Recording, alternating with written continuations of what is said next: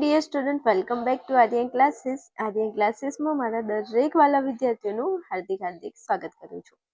ચલો વિદ્યાર્થીઓ, આજના વિડીયોની અંદર આપણે બનાસકાંઠા શાળા વિકાસ સંકુલ અને બનાસકાંઠા જિલ્લાનું આજે પેપર સોલ્યુશન કરવાના છીએ. ધોરણ 10 અને વિષય આપણો જે સામાજિક વિજ્ઞાન છે, સામાજિક વિજ્ઞાનનું આજે આપણે પેપર સોલ્યુશન કરવાના છીએ. પેપર તમે જોઈ શકો છો, તારીખ 16/1/2026 અને વાર શુક્રવારના રોજનું આ પેપર છે. દરેક વિદ્યાર્થી જે પોતાના જિલ્લાની અંદર હજુ સામાજિક વિજ્ઞાનનું પેપર બાકી છે, તો પ્લીઝ મારા દરેક વાળા વિદ્યાર્થીઓને કહું છું કે આ 24 ગુણના જે MCQ આપેલા છે, ખાસ એની તમે તૈયારી કરીને જજો. કારણ કે આમાંથી ક્યાંક ને ક્યાંક બેઠે બેઠા MCQ તમને તમારી પરીક્ષાની અંદર તમારા પેપરમાં જોવા મળી શકે છે. આગળ આપણે એક સામાજિક વિજ્ઞાનનું પેપર મેં અપલોડ કરેલું હતું. એ વિડીયોમાંથી જે પ્રશ્નો હતા, એ પેપરના 3 થી 4 પ્રશ્નો અહીંયા બેઠે બેઠા વિભાગ એમાં મૂકી દીધા છે. એટલે ખાસ કહું છું કે આમાંથી ઘણા બધા એવા ક્વેશ્ચન છે જે તમને તમારી પરીક્ષામાં બેઠે બેઠા જોવા મળી શકે છે. એટલે એવું ના થાય કે ખાસ આટલો વિડીયો જોઈ લીધો હોત તો. પેપર તો હું એમ કહું છું કે ચાહે કોઈ પણ પેપર હોય, તમારે એમાંથી વિભાગ એના પ્રશ્નો તો ખાસ કરી જ લેવાના. કારણ કે પેપરમાંથી જ ક્યાંક ને ક્યાંક બેઠા બેઠા પ્રશ્નો વિભાગ એમાં આવી જશે. ચાલો શરૂઆત કરું છું, આપણે આગળ વધીએ છીએ વિભાગ એ ઉપર. વિભાગ એ તમારો 24 ગુણનો છે અને પહેલું જ તમને જોડકા પૂછાય છે. પ્રશ્ન નંબર 1 છે લોથલ. ભાઈ લોથલ ક્યાં આવેલું છે? તો લોથલ અમદાવાદમાં આવેલું છે. મસ્ત પ્રશ્ન છે, ઈઝી પ્રશ્ન છે, આવડે એવું છે કે લોથલ ક્યાં આવેલું છે? લોથલ અમદાવાદમાં આવેલું છે. ચલો પછી તમને કહ્યું છે કાર્બેટ. તો કાર્બેટ એ ક્યાં આવેલું છે? ઉત્તરાખંડમાં આવેલું છે. તો કાર્બેટમાં જવાબ આવશે ઉત્તરાખંડ. ઓકે, ચલો પછી પ્રશ્ન નંબર 3 છે જરીકામ. જરીકામ ક્યાંનું વખણાય છે? સુરતનું. તો જવાબ આવશે જરીકામમાં સુરત. ચલો પછી પ્રશ્ન નંબર 4 છે એલ્યુમિનિયમ. એલ્યુમિનિયમની ધાતુ બોક્સાઇટ. એલ્યુમિનિયમ અને બોક્સાઇટ. ચલો પછી પ્રશ્ન નંબર 5 છે ઉર્જાનો મુખ્ય સ્ત્રોત. જે જવાબ આવશે સૂર્ય. આના પહેલા એક પેપર અપલોડ કરેલું હતું, એમાં ઉર્જાનો મુખ્ય સ્ત્રોત એ પણ પ્રશ્ન અહીંયા જોડકામાં જ હતો અને અહીંયા ફરીથી આ પ્રશ્ન પૂછે છે. તો સમજી લો કે આમાંથી ક્યાંક ને ક્યાંક બેઠે બેઠું જોડકું તમને તમારા પેપરમાં જોવા મળી શકે છે. તો ઉર્જાનો મુખ્ય સ્ત્રોત શું આવશે? સૂર્ય આવશે. શું આવશે? સૂર્ય આવશે. ઓકે, ચાલો આગળ વધીએ છીએ. તો વિધાનો ખરા છે કે ખોટા છે તે તમારે જણાવવાનું છે. ચલો એમાં પ્રશ્ન નંબર આપણો 6. વલ્લભી બૌદ્ધ ધર્મના મહાયાન પંથનું એક કેન્દ્ર હતું. તો વિધાન આવશે ખરું. વલ્લભી બૌદ્ધ ધર્મના મહાયાન પંથનું એક કેન્દ્ર હતું. વિધાન કેવું આવશે? ખરું આવશે. ચલો પછી પ્રશ્ન નંબર 7 છે લોથલ અમદાવાદ જિલ્લાના ધંધુકા તાલુકામાં આવેલું છે. ભાઈ ખોટું છે, લોથલ ધંધુકા તાલુકામાં નથી આવેલું, ધોળકામાં આવેલું છે. ચાલો પછી પ્રશ્ન નંબર આપણો 8 છે મોટર વ્હીકલ એક્ટની કલમ નંબર 194 માં બી મુજબ સીટ બેલ્ટ પહેર્યા વગર મોટરકાર ચલાવતા કે તેમાં મુસાફરી કરવા માટે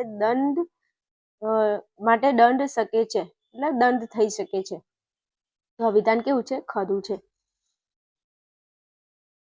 ચાલો પછી પ્રશ્ન નંબર આપણો 9 છે શ્રીલંકા માનવ વિકાસ આંકમાં ભારતથી નીચેના ક્રમે છે. તો વિધાન કેવું છે? ખોટું છે. ચલો પછી 10માં કહ્યું છે બળવાખોરી એ વૈશ્વિક સમસ્યા છે. મારા વાલા વિદ્યાર્થીઓ, મેં તમને કીધું, ફરી તમને કહી દઉં છું કે આગળ જે વિડીયો અપલોડ કર્યો એમાં આ પ્રશ્ન બેઠે બેઠો પૂછેલો છે ભાઈ કે બળવાખોરી એ વૈશ્વિક સમસ્યા છે. તો આ વિધાન ખોટું છે. વૈશ્વિક સમસ્યા નથી ભાઈ મારા, સ્થાનિક સમસ્યા છે. કેવું છે? સ્થાનિક. એટલે કહું છું કે કોઈ પણ પેપર હોય એમાંથી તમારે વિભાગ એ તો મસ્ત તૈયાર કરી જ લેવાનું.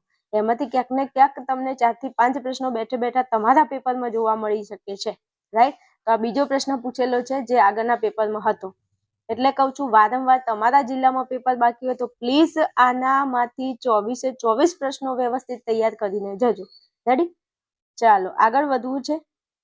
તો અહીંયા તમને યોગ્ય વિકલ્પ પસંદ કરી ખાલી જગ્યા પૂરવાની છે.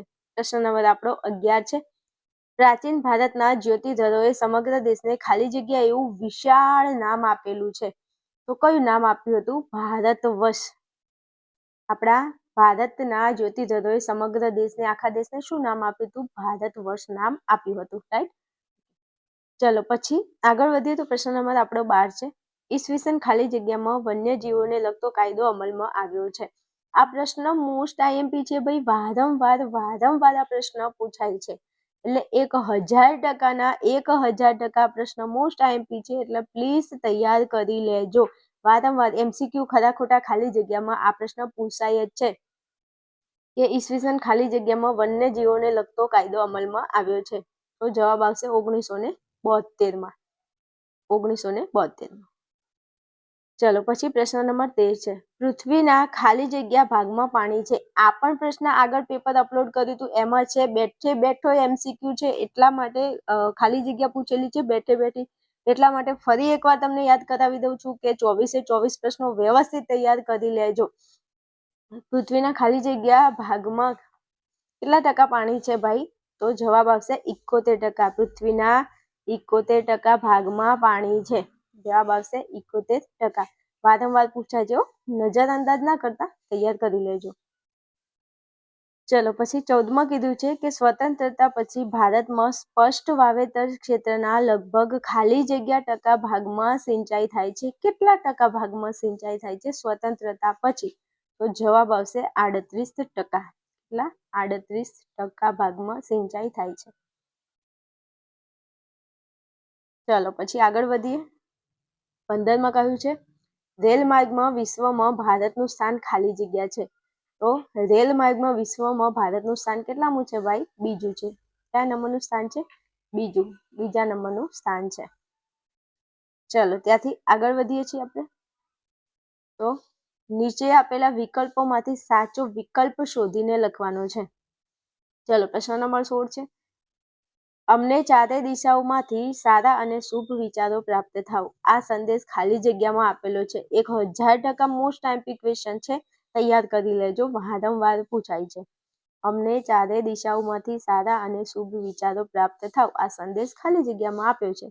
તો તે આપણો જવાબ આવશે ઋગ્વેદ. શેમાં આપેલો છે? ઋગ્વેદમાં આપેલો છે આ સંદેશ. ચલો પછી 17માં કીધું છે 1 કિલો ઘઉંનું ઉત્પાદન કરવા માટે લગભગ ખાલી જગ્યા લીટર પાણીની આવશ્યકતા રહે છે. આ પ્રશ્ન છે, આ પણ પ્રશ્ન વારંવાર પૂછાય છે, તો આને પણ ધ્યાનમાં રાખી લેજો. આ પ્રશ્ન પણ વારંવાર પૂછાય છે. તો 1 કિલો ઘઉંનું ઉત્પાદન કરવા માટે કેટલું પાણી જોઈએ? 1500 લીટર જેટલું પાણી જોઈએ. કેટલું? 1500 લીટર જેટલું પાણી જોઈએ. ચાલો પછી આગળ વધીએ છીએ. તો પ્રશ્ન નંબર આપણો 18 છે. પૃષ્ઠીય જળનો મુખ્ય સ્ત્રોત કયો છે? શું કીધું છે? પૃષ્ઠીય જળનો મુખ્ય સ્ત્રોત કયો છે? તો તે આપણો જવાબ આવશે નદીઓ. આ પ્રશ્ન એવો છે જે વારંવાર મારા ધ્યાનમાં આવે છે, વારંવાર, એટલે જરા ગૌર કરજો. પૃષ્ઠીય જળનો મુખ્ય સ્ત્રોત કયો છે? તો જવાબ આવશે નદીઓ. ચાલો પછી 19માં કીધું છે વિકાસશીલ દેશોમાં કયા ક્ષેત્રનું પ્રભુત્વ હોય છે?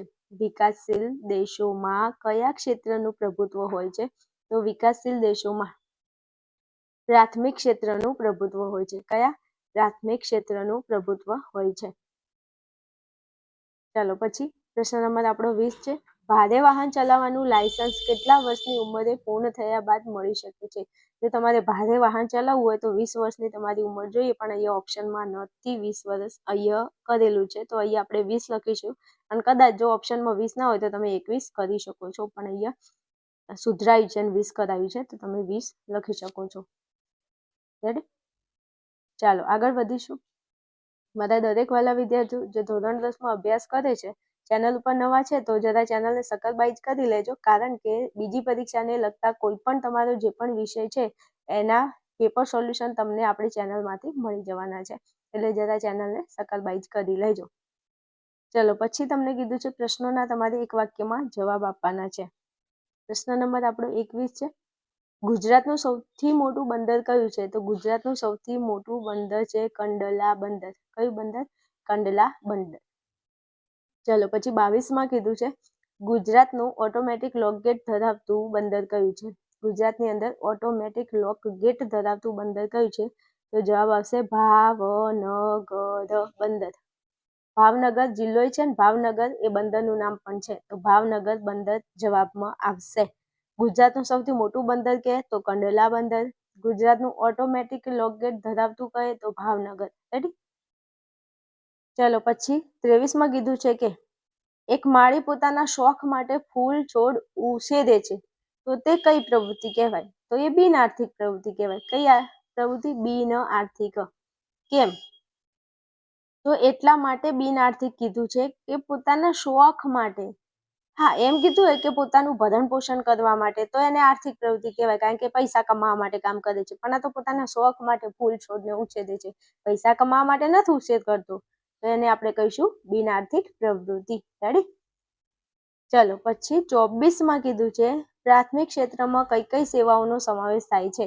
તો પ્રાથમિક ક્ષેત્રમાં કઈ કઈ સેવાઓ? તો પહેલા તો ખેતી આવે, પશુપાલન આવે, પછી મત્સ્ય ઉદ્યોગ આવે, વન સંવર્ધન આવશે, પછી મરઘા ઉછેર. આ બધી પ્રાથમિક ક્ષેત્રની સેવાઓ છે. ખેતી આવશે, પશુપાલન આવશે, મત્સ્ય ઉદ્યોગ આવશે, પછી મરઘા ઉછેર અને વન સંવર્ધન.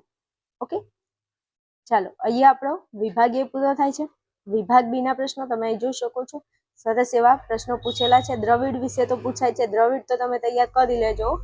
અહીંયા તમે સ્ક્રીનશોટ લઈ શકો છો, અથવા તો તમે ટેલિગ્રામ ચેનલમાં આવી જાઓ તો ત્યાં તમને PDF મળી જશે.